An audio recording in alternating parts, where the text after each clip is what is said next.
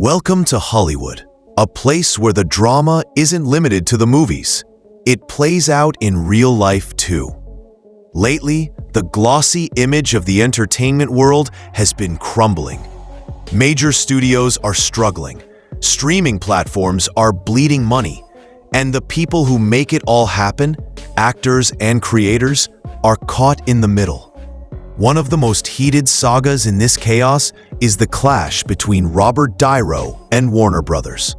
A feud that only got hotter after Bill Maher called him out and put the spotlight back on their battle. Why is Trump winning? I mean, the New York Times poll this week came out, and maybe this will change it with the State of the Union address, but Trump was beating him rather soundly. The guy is a total monster. And anybody, I don't understand it. I guess they get behind that kind of logic. They want to with people, screw them, because they're unhappy about something. He's such a mean, nasty, hateful person. I'd never play him as an actor because I can't see any good in him. For anyone just catching up, Robert De Niro, the legendary actor behind unforgettable roles in The Godfather Part 2, Raging Bull, and Goodfellas, was suddenly dropped from two major Warner Brothers projects. Both films were set to feature him once again as a mob boss, the role that made him a household name. Together, those projects were worth around $40 million. Now, instead of leading blockbuster productions, De Niro is preparing for a courtroom battle. He claims Warner Brothers cut him loose, not over contracts or creative disputes, but because of his political beliefs. At first, the situation looked simple. The studio had placed their bets on De Niro's star power, planning to cash in on his proven track record. But everything unraveled fast. Warner Brothers abruptly announced they were ending the partnership.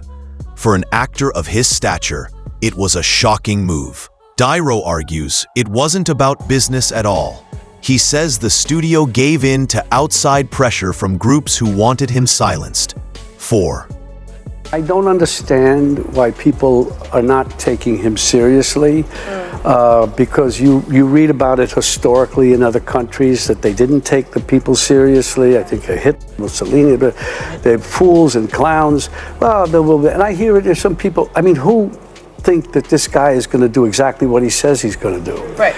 He's done it already. If he gets elected, it's going to change this country. Robert De Niro has always been outspoken, never one to hold back on politics or social issues. His unfiltered style earned him loyal supporters, but also plenty of critics. Now, he says those same views cost him two of the biggest roles of his career. Warner Brothers, though, paints a very different picture. According to studio insiders, the issue wasn't simply De Niro's beliefs. It was the way he voiced them. They point to a series of controversial remarks that sparked backlash and alienated large parts of the audience. From the studio's perspective, cutting ties wasn't about silencing him. It was about protecting their brand.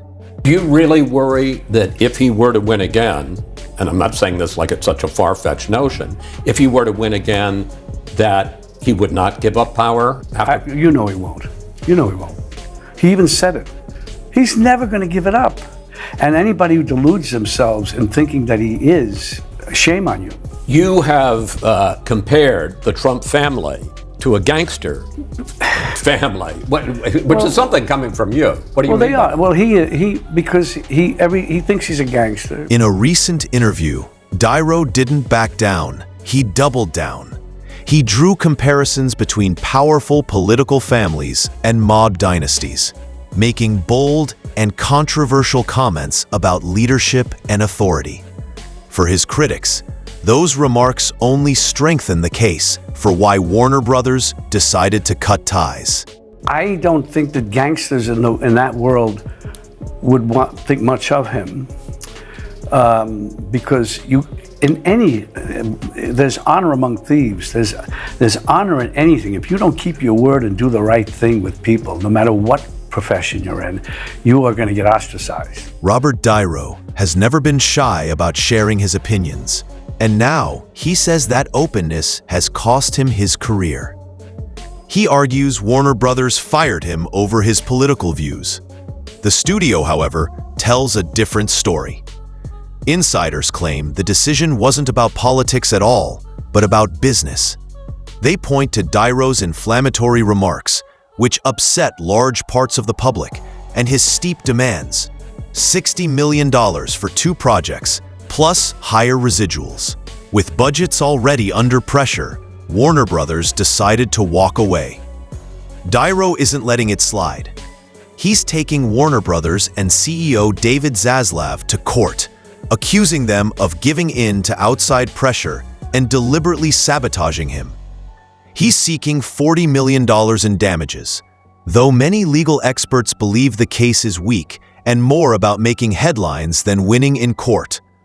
At the same time, Diro has gone on the offensive, appearing on podcasts, radio shows, and talk programs to frame himself as a victim of censorship in Hollywood.